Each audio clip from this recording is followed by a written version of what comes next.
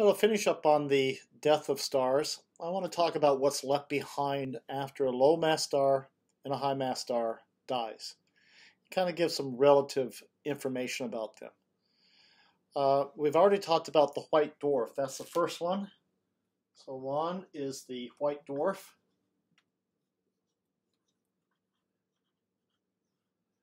And with the white dwarf, it's basically Earth-sized.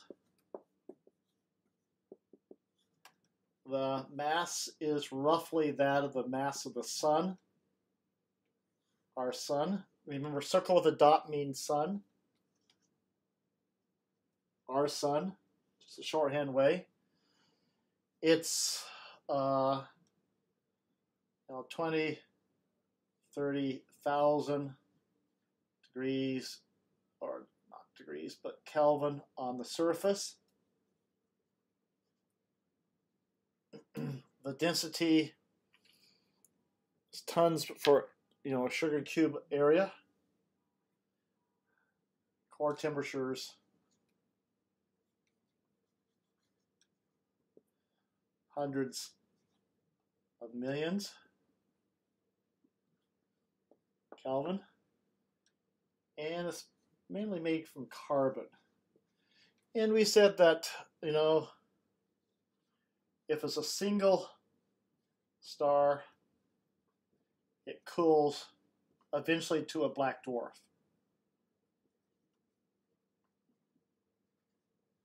Which we talked about. But there's another means that a white dwarf can end its life. And that's back to the picture I showed you with Sirius B, white dwarf, right next to Sirius, a blue giant. And what can happen here is the gravity of this object, of this white dwarf, is so strong because it's a lot of mass in a very small region of space, means the gravity is really strong, can pull matter from the partner star. So what happens, here's the partner star, and matter pulls off, and it comes in, and it circles, and drops onto the white dwarf. So I'm going to put that there. Draw that in your notes. So what we have here is the white dwarf, in a selfish means, basically starving, excuse me, taking matter from its partner nearby star in a binary or multiple star system. Now, what happens depends on just how much mass is stolen. So what occurs is that if the partner star, the white dwarf's partner star,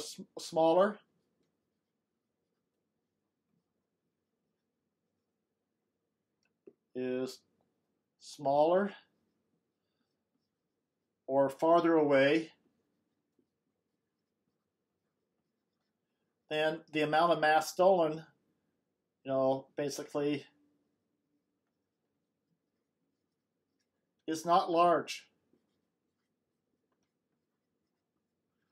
And so when that happens, the matter comes in, falls onto the white dwarf, adds up, gets heated by the high temperatures, and it kind of all of a sudden blows off in a massive explosion, but not that massive enough to destroy the white dwarf. It's kind of like, I don't know if you've ever driven down the 405 freeway and you see those distilleries for gasoline off by Carson. Ever so often when you drive by there, what you'll see is a big flame burning, and it's very large. And the purpose of that is that in the distillery process of making gasoline, there are byproduct gases that are formed. They're really waste gases. And they don't have any real good use for them. So what they do is they store them and then they burn them off in the atmosphere. I don't think I want to live around there. But they burn them off. It doesn't destroy the distillery. And so what this is something like that. So right here within that region is a white dwarf. And it's obviously going around the partner star, maybe this star right here. It's not that star, it's something smaller. And it picks up gas, and it doesn't pick up a huge amount, but then it blows it off. Isn't that astounding? There's an actual picture of one. And what's astounding is that even though this is obviously a gigantic explosion, it does not destroy the white dwarf, nor does it destroy the partner star. But what happens with it is that it blows it off, kind of burns it off in that big explosion. Then it starts back up again, stealing more gas, and then it can do it again and again and again because it's not stealing enough mass to make it so it's a danger to the white dwarf. And so what this is something called a nova. And so this is like just an object that can go and do this more than once. It can happen many times, and it burns off all that excess gas, which is mainly hydrogen with some helium, being stolen off the surface of that partner star. And it gets hot enough, and then it undergoes a thermonuclear reaction because it's hydrogen, and burns off. And this is called a nova. And so this nova can happen often. In other words, more than once.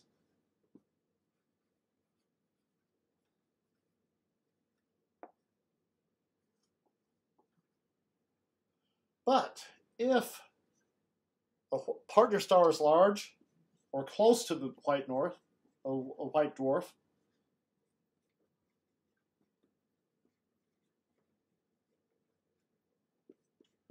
then it can steal quite a bit of gas. Basically, it can steal from the partner star maybe a mass stolen of more than roughly 1.3, 1.4 times the mass of our sun. When that happens, there's enough gas there that can destroy the star. In that process, that limit, and I never know how to spell his name, is Chandrasekhar limit. And I hope I have not misspelled that. And I probably have, because my spelling's terrible. I need you guys here, my spelling check. Anything above that limit can, when it explodes, it can utterly destroy the white dwarf in a massive explosion, where the whole white dwarf undergoes a thermonuclear reaction. Imagine a nuclear weapon the size of the Earth. That's basically what this is. And it utterly destroys itself in a supernova. It's not a core collapse supernova. It is what's known as a type 1a supernova. And this is because of this limit. And so what happens is you can see debris, basically, of what's left behind of that white dwarf. Now, what happens to the partner star? Well, I'm certain it blows off in this gigantic explosion, can blow off a tremendous amount of gas off the surface of the star. Doubtful if it destroys it, though. One thing that's interesting is, generally speaking, if I look at the light curve, that's how much light, the brightness of light over time, then we have the type 2 and type 1a, and you see there's different curves where for the core collapse, it kind of gets really bright and then levels off and then slowly dims. Whereas for that's a core collapse one right there. For a white dwarf type of explosion, type 1a, gets very bright and then just slowly tails off there. And what's interesting is that that type of white dwarf explosion is very consistent in how much light is produced. And so we know how much light has been produced. So this white dwarf 1a supernova is known as a standard candle.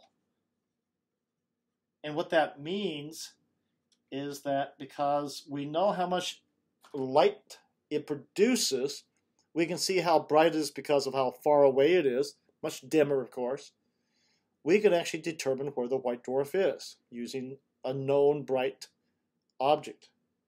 And that's very useful. Because one of the things we try to find out and try to understand in nature is kind of the, where are things at? How far away? So we look for means to determine that. So we talked about parallax already, kind of a surveyor's technique for close by regions, 200 or 300 light years or so, maybe a little bit more than that. But the point here is that that's one method. Another method for quite a way across, our galaxy and into some others is using the standard candle of a white dwarf. Now, so that's a white dwarf. It can either die slowly, kind of like a whimper, that's what ours would do, or if it's a partner in a binary star system, it can die in either totally with a type 1a supernova, or it can kind of continually produce, really kind of a nice light show ever so often with a nova that can happen more than once. So if I ask you on the exam, can a type 1a supernova happen more than once? No. Utterly destroys the white dwarf. But I could also ask you, does a nova destroy the star? Does it only happen once? And the answer is no, it happens many times. A nova happens many times. Another name for it is a cataclysmic variable star. I won't test you on that. But a type 1a supernova with a white dwarf will utterly destroy this. Now, for a high mass star, this is the low mass star. Only a low mass star will end up dying as a white dwarf in a planetary nebula. Only a low mass star, not a high mass star. So get that really clear in your mind. Put that in your notes. Low mass stars die with white dwarfs and planetary nebula. For a high mass star that goes through a type 2 supernova, core collapse supernova, it blasts all the outer regions away from the star, which mingles and adds to the materials of the ISM, the interstellar medium, to produce new stars. And out of that death of that massive star, you get the mingling of heavier atoms, we call them metals, that made you and me. But what's left behind, and this will be the second object, stellar remnant, is a very dense core made from neutrons. And we call that a neutron star. It's really a misnomer. It's not really a star because there's no thermonuclear actions or anything of significance on this thing. So, but that's what it is. And with this, it's made from neutrons. It is small. Think of Manhattan in New York. It's where my son lives. 10 to 20 kilometers across. That's between 7, 8 miles to 15 miles or so across, 16 miles. Not very big. It can have multiple times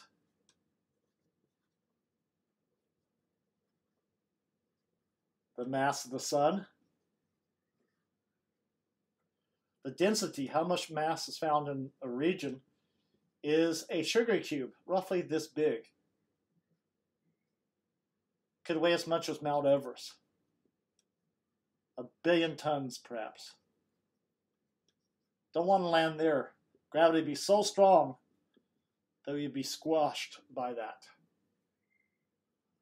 Now, sometimes, and it's very hot, by the way, it's extremely hot because it's out of the core of this massively, highly burning, high temperature core of this dying big star, if I can say it right. A lot of times, these things spin very fast, and when they spin fast, they produce very strong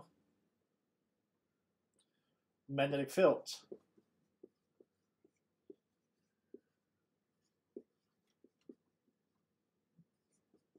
And so if I have this neutron star, and it's right here, it's spinning very, very fast. It can spin, from tens times per second up to even close to 1,000 times per second. Without that gravity that is so strong, this thing would just fly apart because it's spinning so fast, and it's still the size of a city, or at least a small city.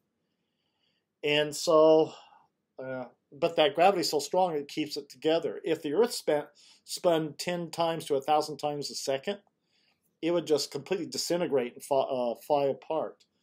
Its gravity is not strong enough. And because of the strong magnetic fields, so we get these strong magnetic fields right here.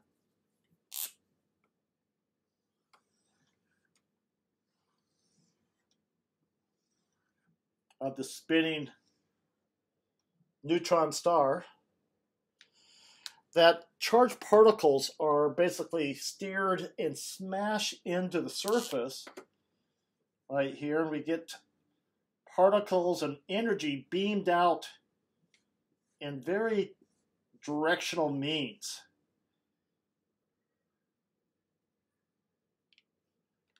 It's kind of like a lighthouse. A lighthouse, when you have a beam, when it sweeps across your field of view, you see it, and then when it sweeps it away, you don't see it. Then it comes around and sees it. And because there's two of them, if this is oriented right, you'd see it when it was like this, when you saw it like that. So you see it twice for every revolution because there's two of them. Now, if it's spinning this way, it would never be pointed toward you. You wouldn't even know it's there. In the 1960s, a graduate student, astronomy graduate student, her name was Jocelyn Bell, discovered something that really puzzled people. Jocelyn Bell.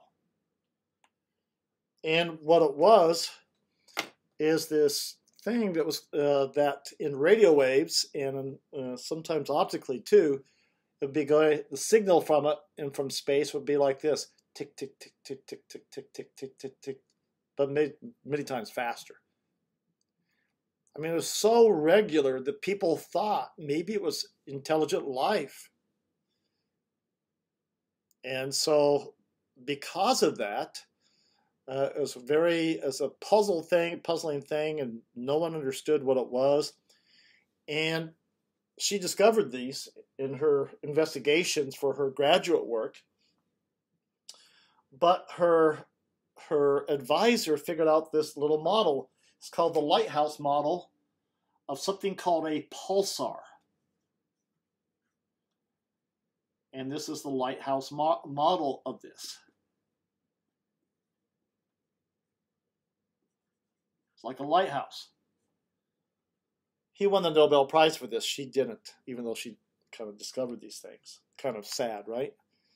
I mean, her career has been very wonderful career, but I mean, for me, I think that she should have been one of the recipients of the Nobel Prize along with her grad advisor, who did something really great because the work was well understood and it worked well to describe what they were seeing with these, but unfortunately that was not the case. Now, this is the rule, so write this down. Write this down. Go back if you have to listen to it again. A pulsar is a rotating neutron star. So all pulsars are neutron stars. But, now this is the thing, not all neutron stars are pulsars. I'll say it again. All pulsars are rotating neutron stars. But not all neutron stars are pulsars. And the reason why that's the case is because this is utilizing energy from the rotation, because the rotation of this is building the magnetic fields, and we get all these beams, and it's utilizing energy what happens is over time, the spin of the neutron star slows. It slows and slows and slows until finally, as it slows, it weakens the magnetic field.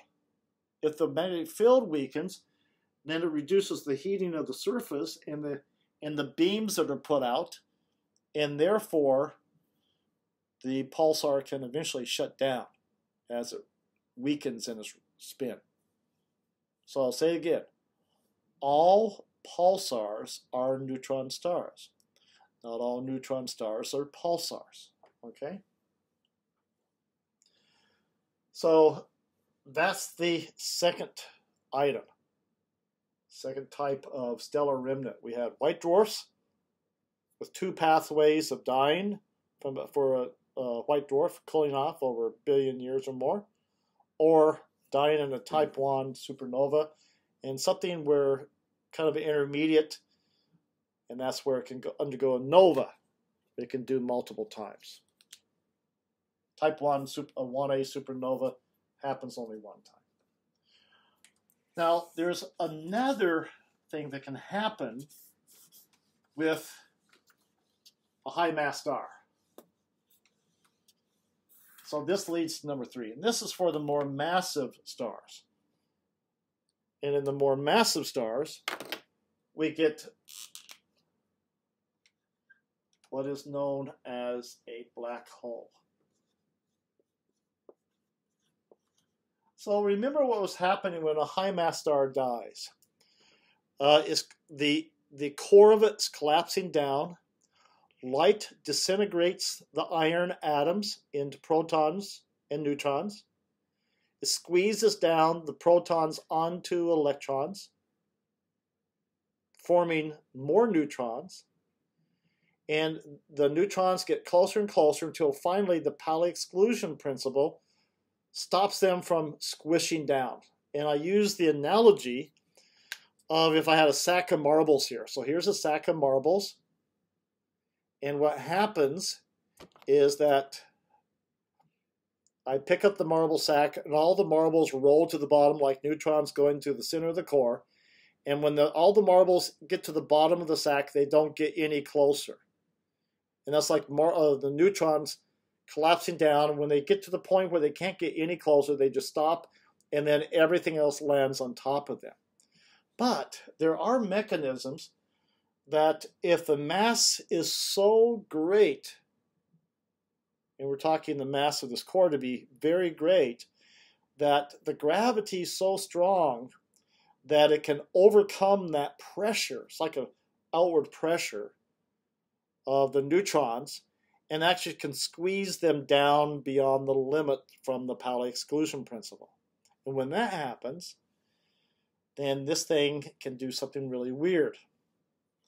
So let's say right there is where it would have stopped. It was a neutron star, but because it collapses, it gets smaller.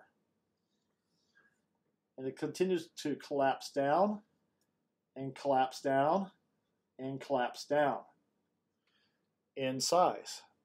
And this thing could have several times the mass of our sun, like 3 or so, 2 to 3, 4 times or more times the mass of our sun. Very massive. And what happens as this collapses, gravity gets bigger.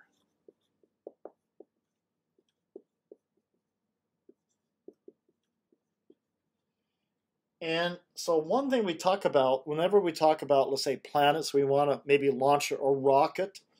Well, if this is the Earth, so here's the Earth right here, we throw up a rocket that doesn't go very far. It goes up a little bit, then gravity pulls it back down, and we get a lander. It crashes.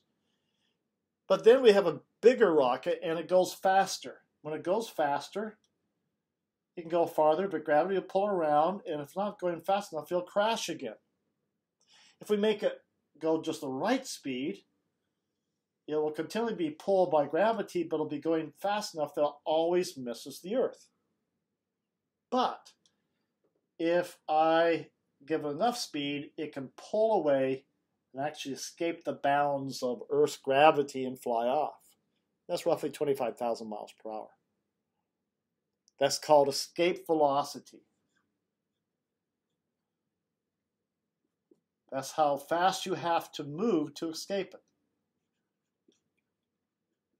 And it's completely related to the strength of gravity. So because the sun's gravity is so much stronger than the Earth, its escape velocity is much greater than the escape velocity of the Earth. Jupiter is much bigger than us. So its escape velocity is not as big as the sun's, but definitely bigger than the Earth's. Mars, though, is much smaller than us, so its escape velocity is much less. Do you see? Because the gravity is not so strong. It's all related to how massive these things are. So as this goes down and collapses, the escape velocity gets bigger and bigger and bigger until it finally gets to the point that the escape velocity would actually equal the speed of light. So here's, I'm going to go ahead and erase this and show this to you again. So here it is. It's collapsing down. And let's say that right there is collapsed down so the escape velocity equals the speed of light. But it doesn't stop there. It continues to contract down.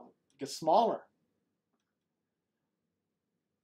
Now, there's still that region around here that the escape velocity still equals c, which means inside that it's going to be even greater than c. And that continues to collapse down in size until finally on the surface of the sphere, and that's the sphere that surrounds this space, all the mass has disappeared into a region of space that has the width of it to be zero. Zero. Weird. And still on the surface of this, the escape velocity is equal to c, and it's more than c on the inside of that. So, let me draw a picture of this. We have this weird little space in here where all the mass has gone to, and it has no volume where that mass is. And then this is just space. There's no mass there. It's all been collapsed down to there. But within space, that gravity of that mass there is so strong that we still have an escape velocity on the surface of this thing. So I'm going to go and redraw this to be a little bit bigger so you can see it. So here is the point inside where all the mass is. And right there is the net surface, and it's a sphere.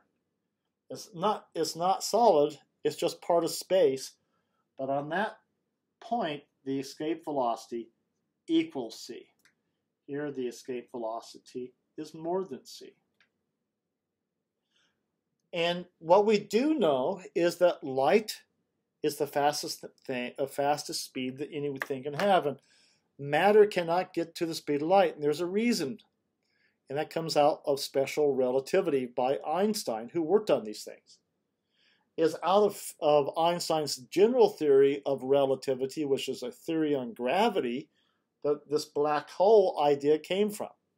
Now, generally speaking, Einstein didn't think that this thing would exist, but we now know there's good evidence that it does exist. And so, first off, this thing right there is known as the singularity.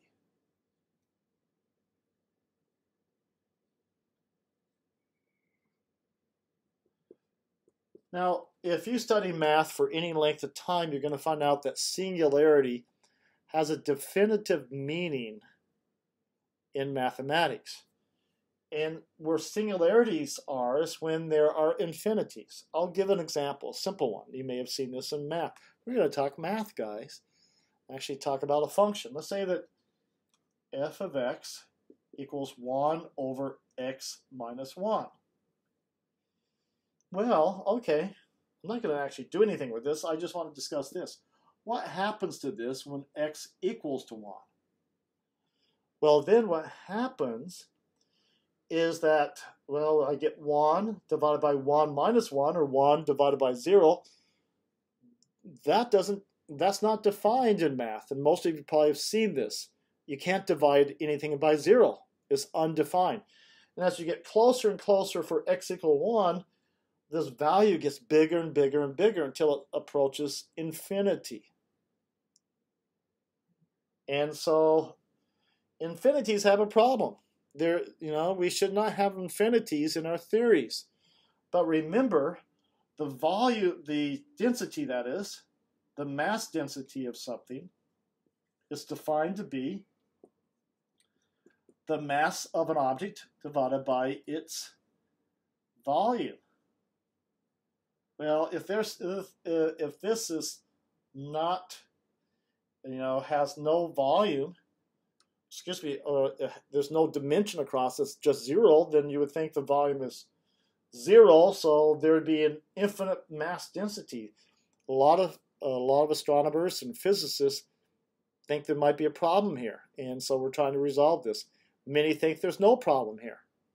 So it's an issue that we have to really resolve still.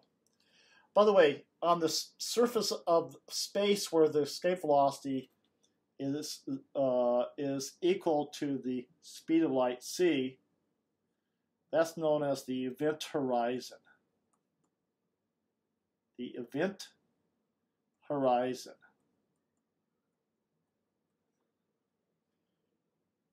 And the idea is that if you fall within the event horizon, you can never escape that region of space because you can't go faster than that.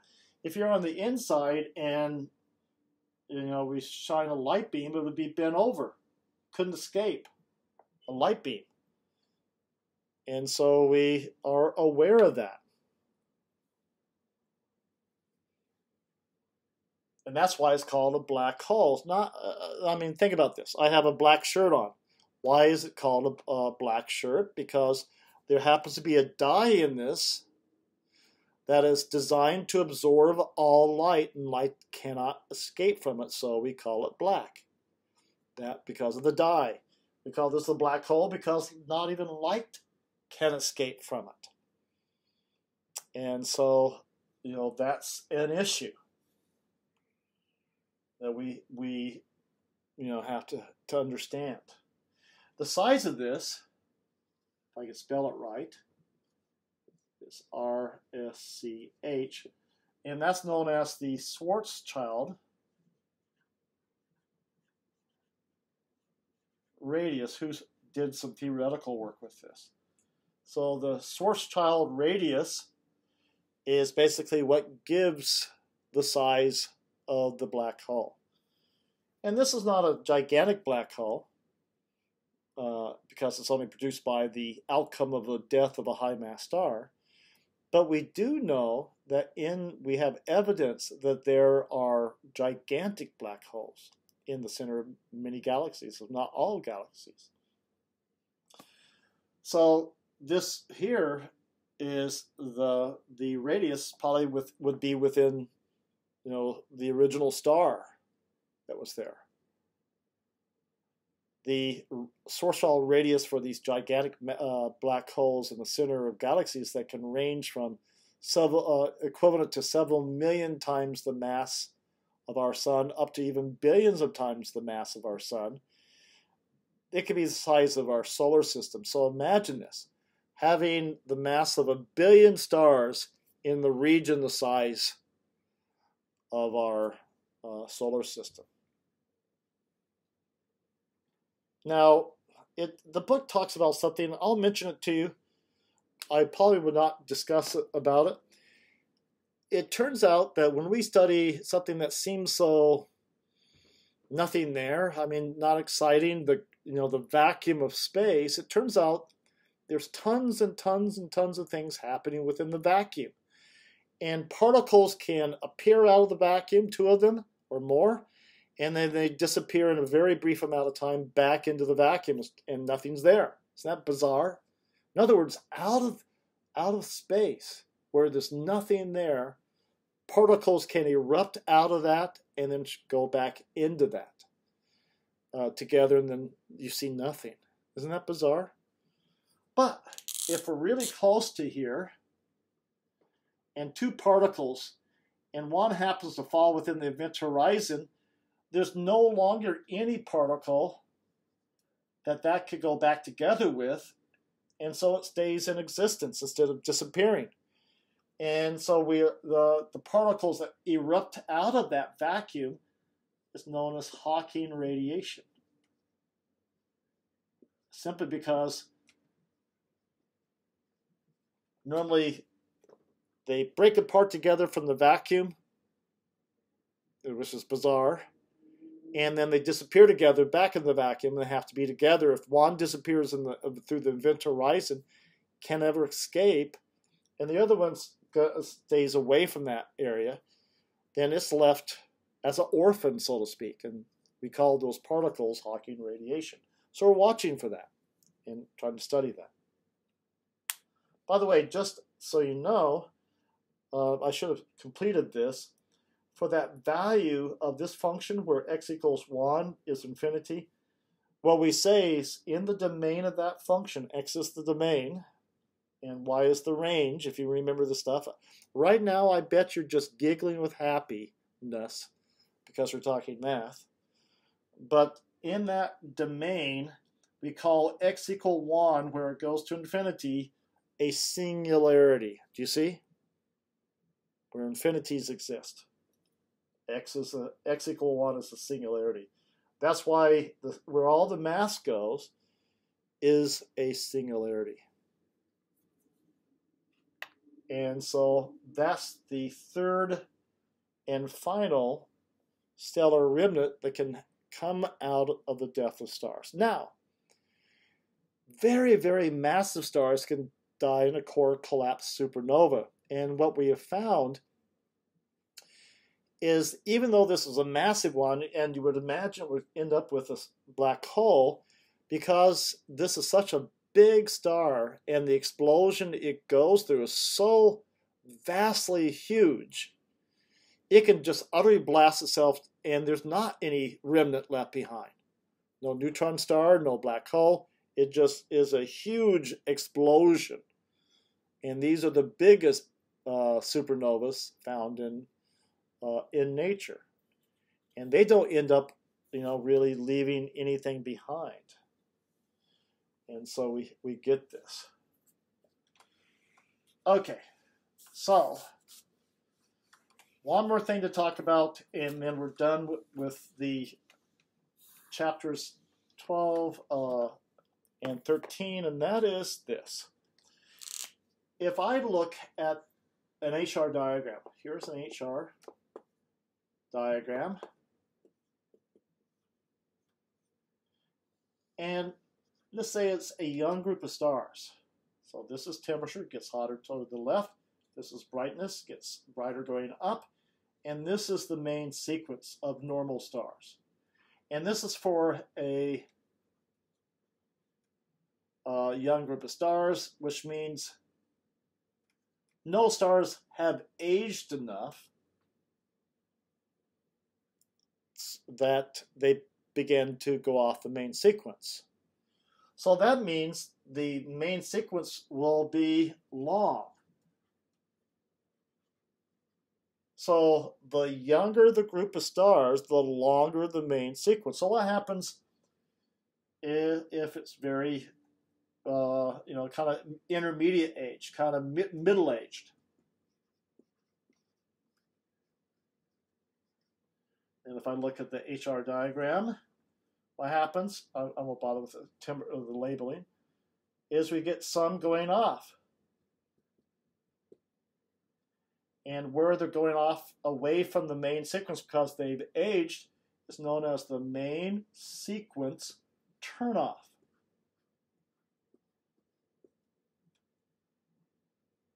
And of course, this is temperature. I'm just going to come back to that. And finally, for a very aged group, and what happens, temperature, main sequence, and then the stars are all over the place. And so the longer the main sequence, the younger the group. The shorter the main sequence, the older the group.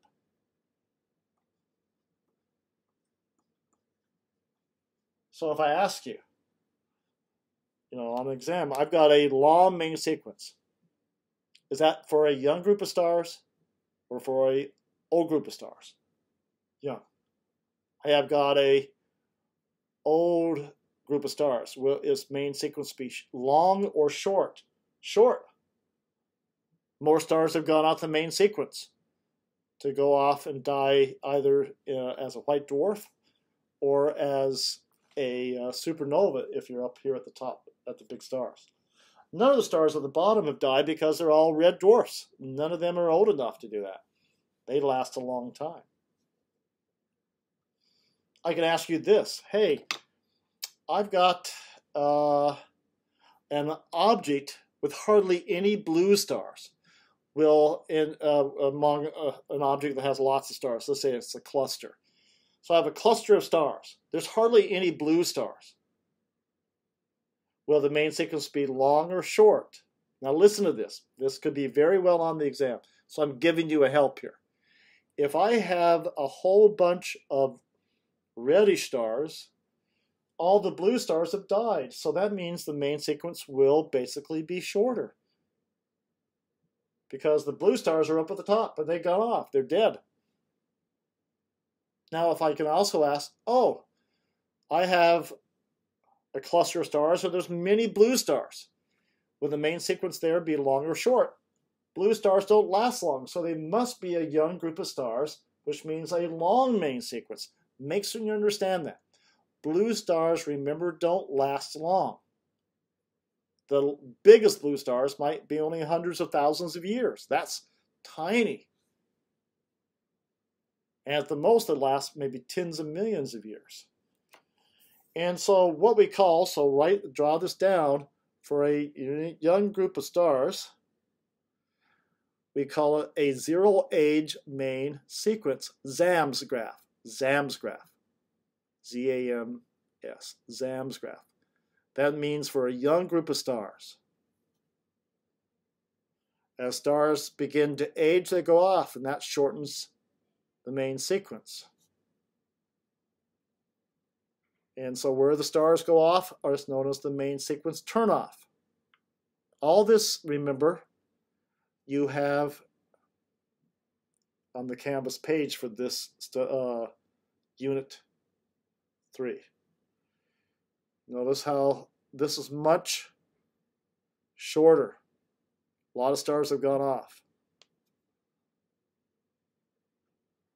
And so the short ones would be for these objects, which are globular clusters, because these are the ancient structures of our galaxy, roughly 130, 140 of them. And there is the main sequence for one of these clusters. Okay. One last thing, and that's this. Watch. Let's say that a few stars have started aging up here, and they've gone off just at the very top. So the main sequence turnoff is right here. So if I go down, I get a temperature of the turnoff right there. It's quite hot. As I go down here from the turnoff, it's cooled off. There's the temperature of the turnoff. When it's really old, remember going to the right on the horizontal axis on the HR diagram is cooler. The temperature of the turnoff is quite cold.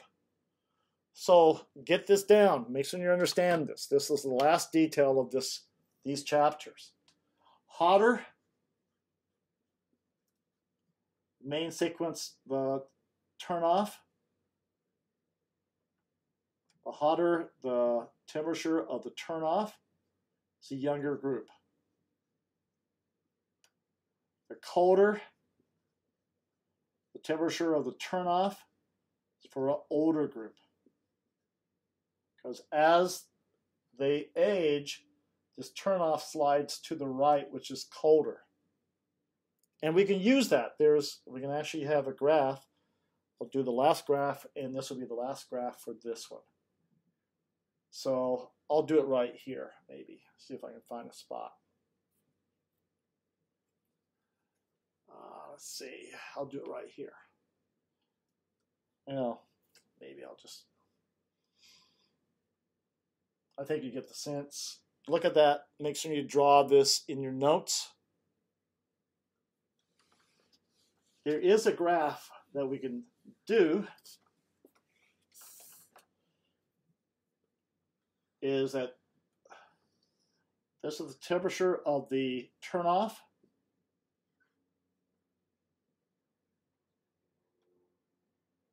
And this is the age. And it kind of goes like this. So if the turnoff temperature is colder, come up, it gets older when it's, so this is older.